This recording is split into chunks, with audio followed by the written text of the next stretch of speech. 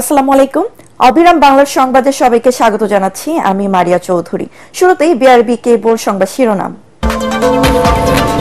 আজ অথবা আগামীকাল গণভোট ও নির্বাচনের তফসিল ঘোষণা, দুপুরে রাষ্ট্রপতির সাথে কমিশনের বৈঠক।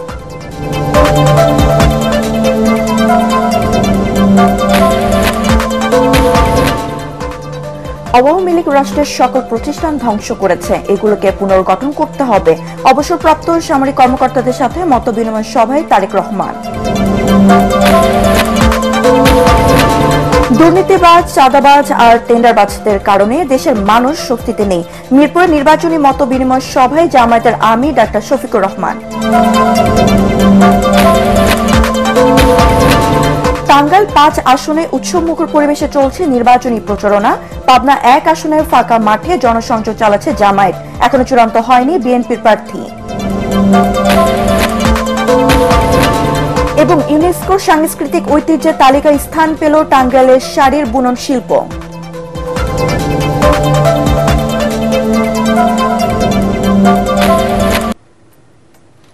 শুনছিলেন বিআরবি কেবল সংবাদ শিরোনাম। এবার জানিয়ে দেব বিস্তারিত সংবাদ। আজ অথবা আগামীকাল গণভোট ও ত্রয়োদশ জাতীয় সংসদ নির্বাচনের তফসিল ঘোষণা করবে নির্বাচন কমিশন। এই নিয়ে প্রায় সব প্রস্তুতি শেষ হয়েছে। প্রস্তুত হয়েছে প্রধান নির্বাচন কমিশনারের ভাষণ। দুপুরে রাষ্ট্রপতি মোহাম্মদ শাহাবুদ্দিনের সঙ্গে সাক্ষাৎ করবে নির্বাচন কমিশন। এদিকে প্রধান বিচারপতি সৈয়দ রিফাত আহমেদের সঙ্গে সাক্ষাৎ করে সুষ্ঠু নির্বাচনের সহযোগিতা চেয়েছেন সিইসি এএমএম নাসির উদ্দিন। অন্যদিকে তফসিল ঘোষণার পর বেআইনি ও অনুমোদনহীন জনসমাবেশ ও আন্দোলন থেকে বিরত থাকার আহ্বান জানিয়েছে সরকার। বিস্তারিত জানাচ্ছেন ইকরামুল হক সায়েম। ত্রয়োদশ জাতীয় সংসদ নির্বাচন আয়োজনে নানামুখী ব্যস্ততা চলছে নির্বাচন কমিশনে। একই সাথে চলছে গণভোট আয়োজনের প্রস্তুতিও। নির্বাচনের চূড়ান্ত সময়সূচি ঘোষণা এখন আনুষ্ঠানিকতা মাত্র। জাতির উদ্দেশ্যে ভাষণ দিয়ে তফসিল ঘোষণা করবেন প্রধান নির্বাচন কমিশনার এএমএম নাসির উদ্দিন। বুধবার সিইসি, ভিটিভি ও বেতারের জন্য তফসিল সংক্রান্ত ভাষণ রেকর্ড করবেন। এরই মধ্যে প্রস্তুত করা হয়েছে তার ভাষণ। রেওয়াজ অনুযায়ী বুধবার দুপুরে রাষ্ট্রপতি মোহাম্মদ শাহাবুদ্দিনের সঙ্গে সাক্ষাৎ করবে নির্বাচন কমিশন। এরপর বুধবার সন্ধ্যায় কিংবা বৃহস্পতিবার ঘোষণা করা হবে ত্রয়োদশ জাতীয় সংসদ নির্বাচনের তফসিল। মঙ্গলবার দুপুরে প্রধান বিচারপতি সৈয়দ রিফাত আহমেদের সঙ্গে সাক্ষাৎ করেন প্রধান নির্বাচন কমিশনার। প্রধান বিচারপতির খাস কামরায় প্রায় ঘণ্টাব্যাপী বৈঠক অনুষ্ঠিত হয়।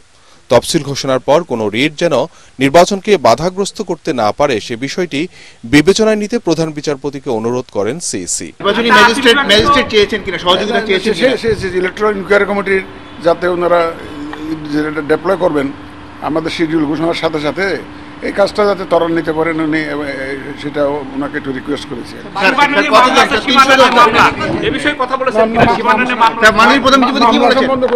মাননীয় প্রধান বিচারপতি আপনাকে কি আশ্বস্ত করেছেন? না, উনি জাস্ট ইন্টারিয়াল কমিটির যে লোকজন দেওয়ার কথা আছে, ডেভেলপমেন্ট আছে, ওই ব্যাপারে বলতে ওনারা যথাযথ ব্যবস্থা নিচ্ছেন এবং নেবেন, কোনো অসুবিধা হবে না, এটা এশিওর করেছেন। আর কোনো মামলা নিয়ে কোনো আলাপ করেন না। এদিকে তফসিল ঘোষণার পর বেআইনি ও অনুমোদনহীন জনসমাবেশ ও আন্দোলন থেকে বিরত থাকার আহ্বান জানিয়েছে অন্তর্বর্তী সরকার। প্রধান উপদেষ্টার প্রেস উইং এর বিজ্ঞপ্তিতে বলা হয়, অবাধ, সুষ্ঠু, নিরপেক্ষ, গ্রহণযোগ্য ও উৎসবমুখর নির্বাচন আয়োজনই অন্তর্বর্তীকালীন সরকারের মূল লক্ষ্য। সুন্দর নির্বাচন আয়োজনের জন্য যা যা করণীয় সরকার সেদিকেই মনোনিবেশ করছে।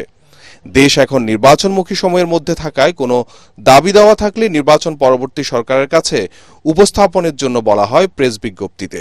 এ সময়ের মধ্যে কাউকে দাবি দেওয়া নিয়ে উত্তেজনা সৃষ্টি বা স্বাভাবিক পরিবেশ বিঘ্ন না করতে আহ্বান জানায় সরকার।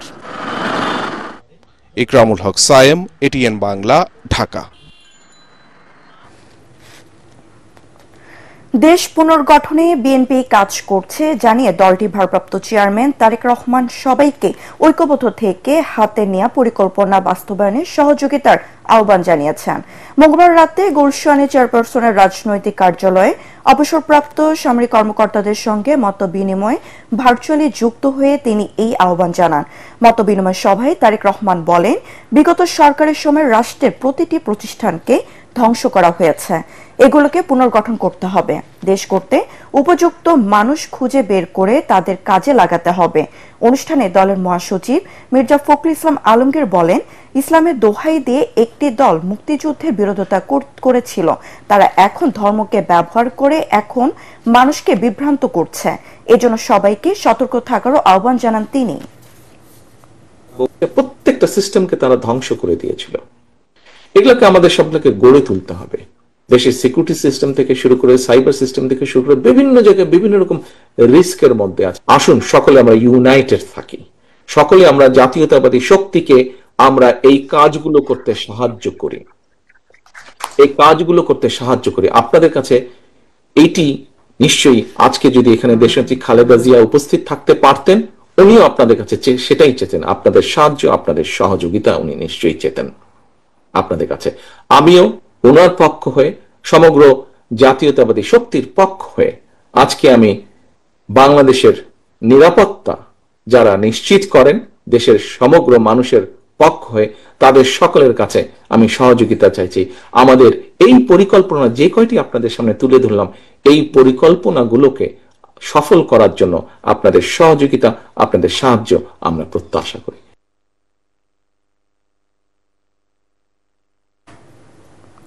দুর্নীতিবাজ, চাঁদাবাজ আর টেন্ডারবাজদের কারণে দেশের মানুষ স্বস্তিতে নেই বলে জানিয়েছেন জামায়াতে ইসলামের আমির ডক্টর শফিকুর রহমান।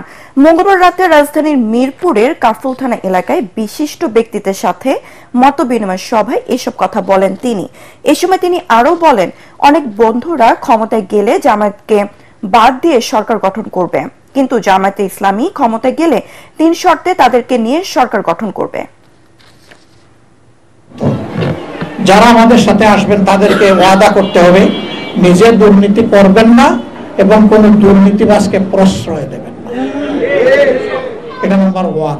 নাম্বার 2, সমাজের সর্বক্ষেত্রে ন্যায় বিচার প্রতিষ্ঠা হবে, বিচার বিভাগ স্বাধীন হবে, কেউ বিচার বিভাগের উপর কোনো রাজনৈতিক হস্তক্ষেপ করতে পারবেন না।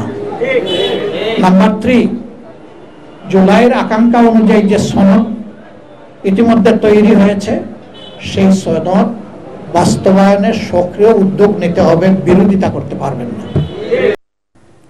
এখন দেখবেন সালামি স্টিল ভোটের গাড়ি।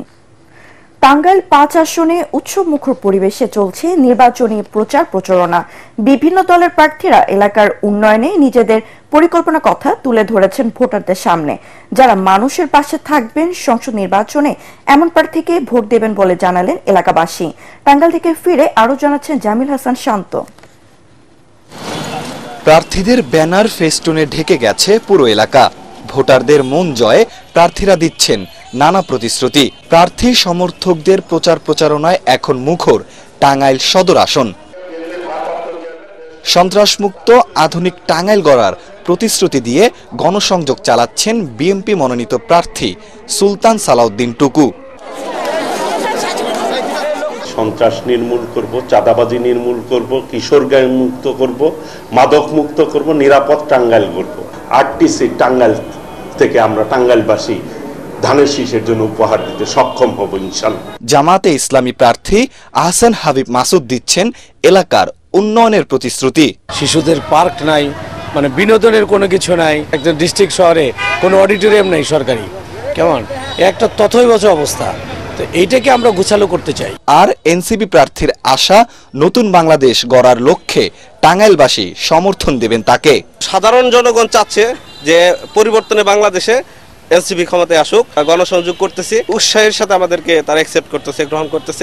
অন্যদিকে এলাকাবাসী বলছেন যোগ্য প্রার্থীকেই বেছে নেবেন তারা। রাস্তাঘাট, তারপরে স্কুল কলেজ এগুলোর উন্নতি আমরা চাই। মাদক মুক্ত এবং সন্ত্রাস মুক্ত একটি সমাজ গড়বে এইরকম একজন নেতাকে আমরা এমপি হিসাবে দেখতে চাই। যাকে যোগ্য মনে করব তাকে আমরা ভোট দেব ইনশাআল্লাহ।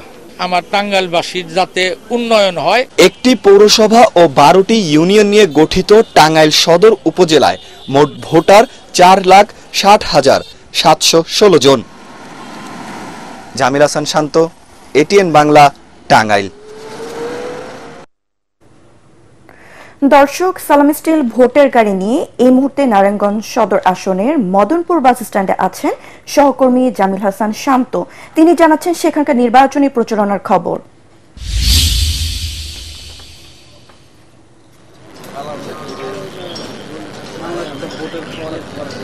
মারিয়া, বর্তমানে আমরা অবস্থান করছি নারায়ণগঞ্জের মদনপুর বাস স্ট্যান্ডে। এটা কিন্তু নারায়ণগঞ্জ 5 আসনের অন্তর্ভুক্ত। আমরা সকাল থেকেই এখানে এসে যেটা দেখতে পেরেছি, এখানে কিন্তু ব্যাপকভাবে চলছে আগামী নির্বাচনের প্রচারণার কাজ। প্রার্থীরা কিন্তু তাদের পোস্টার লিফলেটের পাশাপাশি বিভিন্ন মিছিল মিটিং সকাল থেকেই শুরু করে দিয়েছে এবং তারা উঠান বৈঠকের মতো আয়োজন কিন্তু তারা করছে। এলাকাবাসীদের সাথে আমরা কথা বলে যতটুকু জানতে পেরেছি, তারা কিন্তু চাচ্ছেন এই এলাকার প্রধান যে সমস্যা রাস্তাঘাটের যে উন্নয়ন, সেটি তারা চায় যাতে দ্রুত সময়ে রাস্তাঘাটের উন্নয়নটি করা যায় এবং এই এলাকার সার্বিক যে উন্নয়ন আছে সেগুলো কিন্তু তারা প্রত্যাশা করছেন আগামী এমপির কাছে তিনি এই উন্নয়নগুলো করবেন। আমার সাথে এই এলাকার স্থানীয় কয়েকজন বাসিন্দা রয়েছে, তাদের সাথে কথা বলে আমি জানতে চাই তারা আসলে কি উন্নয়ন চাচ্ছে আগামী নির্বাচনে। আগামী নির্বাচন নিয়ে আপনারা কি ভাবছেন? আমরা চাই এই সরকারের অধীনে সুস্থ গ্রহণযোগ্য সব দলের অংশগ্রহণ একটি নির্বাচন হবে, যাতে করে আমাদের দেশে রাস্তাঘাট সবকিছু উন্নয়ন হয়। মদনপুর থেকে বন্দর পর্যন্ত, মদনপুর থেকে বস্তল পর্যন্ত 2টি থানার রাস্তাঘাট অনেক আমনের বিচ্ছল, গাড়ি ঘোড়া চলতে পারে না। আমরা যেমনটা শুনলেন মারিহা, এই এলাকার স্থানীয় বাসিন্দারা কিন্তু একটি সুষ্ঠু এবং সুন্দর নির্বাচন প্রত্যাশায় রয়েছেন। তো এই ছিল নারায়ণগঞ্জ মদনপুর বাস স্ট্যান্ড থেকে নারায়ণগঞ্জ 5 আসনের সর্বশেষ ভোটের খবর। শান্ত, আপনাকে ধন্যবাদ। পাবনা 1 আসনে এখনো বিএনপির মনোনয়ন ঘোষণা না হওয়ায় প্রচারণার মাঠে একত্রিতভাবে প্রচারণা চালিয়ে যাচ্ছে জামায়াত ইসলামী। প্রার্থীরা যাচ্ছেন ভোটারদের কাছে, করছেন সভা সমাবেশ। এতে কৃষি নির্ভর এই আসনটিতে নির্বাচনী উত্তাপ নেই বললেই চলে। এমন পরিস্থিতিতে হতাশ ও ক্ষুব্ধ বিএনপির স্থানীয় নেতাকর্মীরা। যদিও মনোনয়ন না পেলেও দলটির সম্ভাব্য প্রার্থীরা বিচ্ছিন্নভাবে চালিয়ে যাচ্ছেন প্রচারণা। মনোনয়ন প্রত্যাশী প্রার্থীরা বলছেন হাইকমান্ড যাকেই মনোনয়ন দেবে তার পক্ষে সবাই সম্মিলিতভাবে কাজ করবেন। পাবনা থেকে মোবারক বিশ্বাসের পাঠানো রিপোর্ট জানাচ্ছেন জাহিদুল আলম।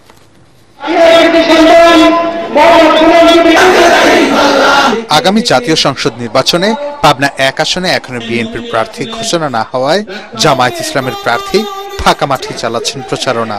আমাদের ভোটের অধিকার, আমাদের ভাটের অধিকার, আমাদের ন্যায়পরায়ণ শাসকের শাসনের অধিকার, আমাদের দুর্নীতিমুক্ত সমাজের অধিকার ইনশাআল্লাহ আমরা বুঝে নেব, চাঁদাবাজ মুক্ত সমাজের অধিকার বুঝে নেব। কিন্তু একই সাথে আমরা কারোর উপরে জুলুম করব না, কারোর উপরে অন্যায় অত্যাচার করব না। এদিকে প্রার্থী ঘোষণা না করায় হতাশ বিএনপির নেতাকর্মীরা। তবে কেউ মনোনয়ন না পেলেও সম্ভাব্য প্রার্থীরা বিচ্ছিন্নভাবে প্রচারণা চালিয়ে যাচ্ছেন। নিজেদের যোগ্য দাবি করলেও দল যাকে মনোনয়ন দেবে তাকে বিজয় করতে কাজ করার প্রতিশ্রুতিও দেন তারা।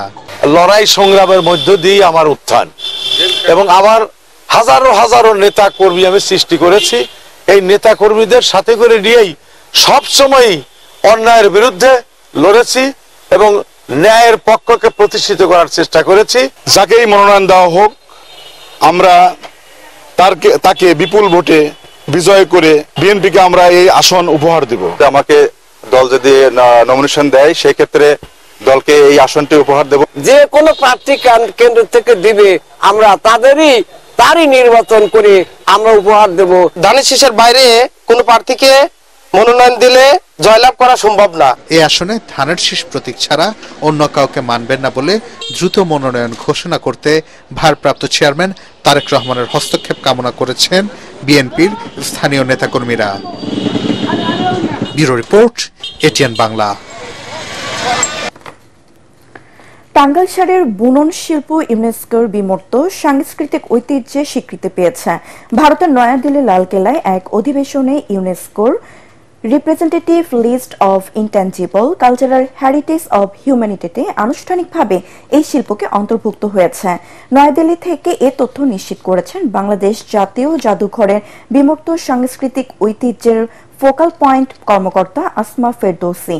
অধিবেশনের বাংলাদেশের প্রতিনিধিত্ব করেন ফ্রান্সে নিযুক্ত বাংলাদেশের রাষ্ট্রদূত ও ইউনেস্কোর বাংলাদেশের স্থায়ী প্রতিনিধি খন্দকার মোহাম্মদ তালহা, দিল্লিতে নিযুক্ত বাংলাদেশের high commissioner M Riaz Hamidullah ও ফ্রান্সের বাংলাদেশ দূতাবাসের প্রথম সচিব ওয়ালিদ বিন কাশেম। ইউনেস্কোর প্রতিবেদনে বলা হয়, টাঙ্গাইলের প্রতিটি শাড়ি তৈরি হয় ঐতিহ্য ও কারুশিল্পের সংমিশ্রণে। তাতে থাকে স্থানীয় সংস্কৃতি থেকে উদ্ভূত নান্দনিক নকশা। বাংলাদেশের ষষ্ঠ বিমূর্ত সাংস্কৃতিক ঐতিহ্যের উপাদান হিসেবে স্বীকৃতি পেল টাঙ্গাইল শাড়ি। এর আগে 2008 সালে বাউল সঙ্গীত, 2013 সালে জামদানির বয়ন শিল্প, 2016 সালে মঙ্গল শোভাযাত্রা, 2017 সালে শীতল পার্টি এবং 2023 সালে রিক্সা ও রিক্সা পেইন্টিংকে ইউনেস্কোর বিমূর্ত সাংস্কৃতিক ঐতিহ্য হিসেবে অন্তর্ভুক্ত করা হয়। খুলনার রূপসা নদীর পূর্ব পাড়ে চিরনির্দয় শায়িত শহীদ বীরশ্রেষ্ঠ রুহুল আমিন ও বীর বিক্রম মহিবুল্লাহর 54তম শাহাদাত বার্ষিকী আজ। দেশ স্বাধীন হওয়ার মাত্র 6 দিন আগে 1971 সালের এই দিনে খুলনাকে শত্রুমুক্ত করার অঙ্গীকার নিয়ে রণতরীর পলাশ, পদ্মা ও গানবোট পানভেল নিয়ে শত্রু শিবিরে আক্রমণে যাওয়ার সময় খুলনা সিপাহীদের কাছে পাকিস্তানি বিমান হামলায় এ দুই বীর মুক্তিযোদ্ধা সহ অসংখ্য মুক্তিযোদ্ধা শহীদ হন। পর স্থানীয়রা তাদের রূপসা নদীর পাড়ে সমাহিত করেন। এই দুই শহীদের শাহাদাত বার্ষিকী উপলক্ষে খুলনা রূপসা প্রেস ক্লাব বীরশ্রেষ্ঠ রুহুল আমিনের জন্মস্থান নোয়াখালী, সোনাইমুড়ি সহ দেশের বিভিন্ন স্থানে নানা অনুষ্ঠানের আয়োজন করা হয়েছে। আজ জামালপুর হানাদার মুক্ত দিবস।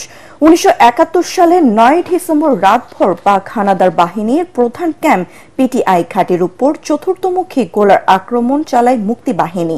এই আক্রমণে 4 শতাধিক পাক সেনা নিহত এবং আহত হয় শতাধিক। এই সময় পাকিস্তানি সেনারা আত্মসমর্পণ করে। 10 ডিসেম্বর ভোরে বীর মুক্তিযোদ্ধা জহুরুল হক মুন্সির নেতৃত্বে হাজারো মুক্তিযোদ্ধা ও স্বাধীনতাকামী মানুষ স্লোগানে স্লোগানে পুরো এলাকা প্রকম্পিত করে তোলে। আকাশে ওড়ানো হয় স্বাধীন বাংলার পতাকা। জামালপুর মুক্ত করে মুক্তিযোদ্ধা ও মিত্র বাহিনী টাঙ্গাইল হয়ে ঢাকার অভিমুখে রওনা হয়।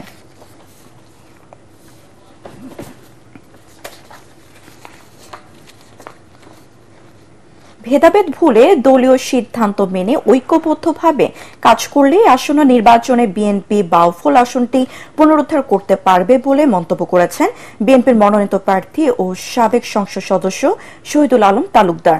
পটুয়াখালীর পাবলিক মাঠে আয়োজিত এক দোয়া মাহফিলে তিনি অভিযোগ করেন, মনোনয়ন পাওয়ার আগে সবাই ধানের শীষের প্রার্থীর পাশে থাকার ঘোষণা দিলেও এখন অকারণে মতবিরোধ তৈরি করা হচ্ছে। এই সময় জামায়াতের প্রভাব মোকাবেলার দলের সকলকে শক্ত অবস্থানে থাকার আহ্বান জানান তিনি। অনুষ্ঠানে বক্তারা বিএনপি, যুবদল ও ছাত্র দলের নেতারা দলীয় ঐক্যের উপর জোর দেন। সবশেষে বেগম খালেদা জিয়ার রোগ মুক্তি কামনায় বিশেষ দোয়া করা হয়।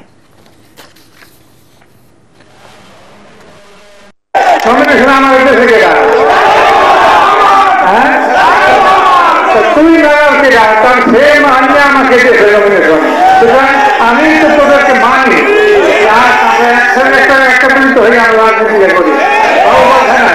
একমাত্র আওয়ামী লীগের কাছ থেকে আমি তো বিএনপিকে নিয়ে আসছিলাম নাকি, আর কোনো নেতা আছে? সুতরাং এই জামাত এখন এখানে একটা বড় ঘাঁটি করছে, এই জামাতকে প্রতিহত করতে হইবে। লাগে লাগে না লাগে লাগলে ইনশাল্লাহ শহীদুল্লাহ আপনাদের সাথে আছে, আপনাদের সাথে থাকবে, আর আমি তো আপনাদের সাথে থাকবো। সন্ধানী লাইফ ইন্স্যুরেন্স আন্তর্জাতিক সংবাদ।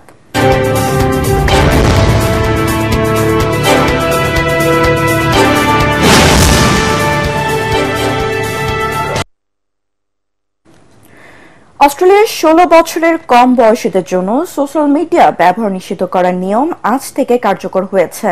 নতুন নীতিমালায় টিকটক, ফেসবুক, ইনস্টাগ্রাম ও স্ন্যাপচ্যাট এইসব প্ল্যাটফর্মে কিশোরদের অ্যাকাউন্ট ডিঅ্যাক্টিভেট করা শুরু করেছে। বয়স 16 পূর্ণ করে পরিচয় যাচাই করার পর এইসব অ্যাকাউন্ট আবার চালু করা যাবে। গত বছরের 28 নভেম্বর পার্লামেন্টের এই বিষয়ে একটি আইন পাশ হলেও অবশেষে এবার তা কার্যকর হলো। দেশটির সরকার এরই মধ্যে সতর্ক করে জানিয়েছে, বয়সসীমা অতিক্রম করা না করা শিশুরা যেসব এজ রেজিস্ট্রেড প্ল্যাটফর্ম ব্যবহার করে সেগুলোকে কঠোর নিরাপত্তা ব্যবস্থার আওতায় আনা হয়েছে। যদি কোনো প্ল্যাটফর্ম যথাযথ মনিটরিং করতে ব্যর্থ হয় তাহলে সেসব প্রতিষ্ঠানগুলোর ওপর লাখ লাখ ডলার জরিমানা করা হবে বলে হুঁশিয়ারি দিয়েছেন দেশটির প্রধানমন্ত্রী অ্যান্থনি আলবানিজ। তবে এই নীতিমালা কাঙ্ক্ষিত ফল দেবে না বলে মত টেক জায়ান্টগুলোর।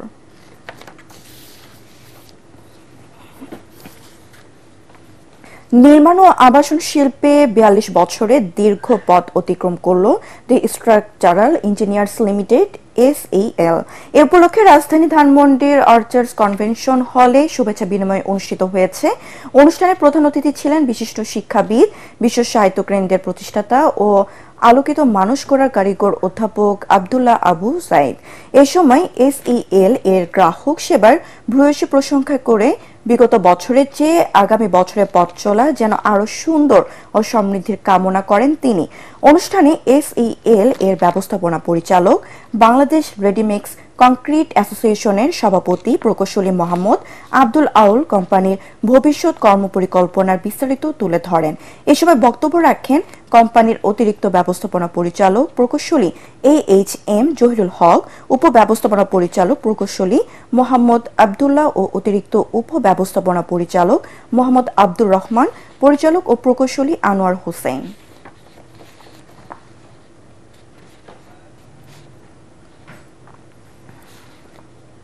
এবার খেলার খবর।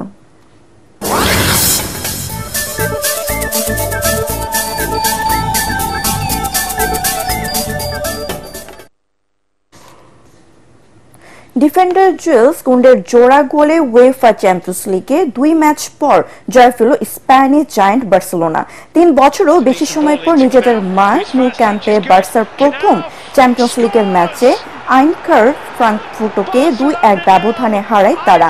বল দখল ও আক্রমণে আধিপত্য ছিল বার্সেলোনার, কিন্তু 21 মিনিটে অতিথি দলকে এগিয়ে দেন আউসনাগার নাফ। বিরতির পর খেলায় 50 মিনিট এবং 53 মিনিটে দুটি গোল করে জুয়েলস কুন্ডে বার্সেলোনার জয় নিশ্চিত করেন। এই জয় 5 বারের ইউরোপিয়ান চ্যাম্পিয়ন্স বার্সাকে রাউন্ড অফ 16 খেলার দিকে নিয়ে যাবে।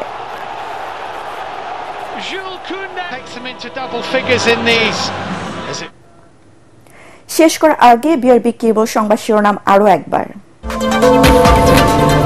আজ অথবা আগামীকাল গণভোট ও নির্বাচনের তফসিল ঘোষণা, দুপুরে রাষ্ট্রপতির সাথে কমিশনের বৈঠক।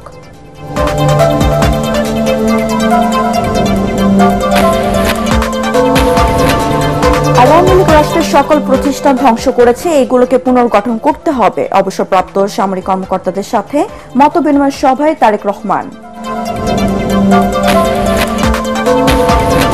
দুর্নীতিবাজ, চাঁদাবাজ, তার টেন্ডারদের মাঝে কারণে দেশের মানুষ স্বস্তিতে নেই। মিরপুর নির্বাচনী মতবিনিময় সভায় জামায়াতের আমির ডাক্তার শফিকুর রহমান। টাঙ্গাইল 5 আসনে উৎসমুখর পরিবেশে চলছে নির্বাচনী প্রচারণা। পাবনা 1 আসনে ফাঁকা মাঠে জনসংযোগ চালাচ্ছে জামায়াত, এখনো চূড়ান্ত হয়নি বিএনপির প্রার্থী। এবং ইউনেস্কো সাংস্কৃতিক ঐতিহ্য তালিকায় স্থান পেল টাঙ্গাইল শাড়ির বুনন শিল্প।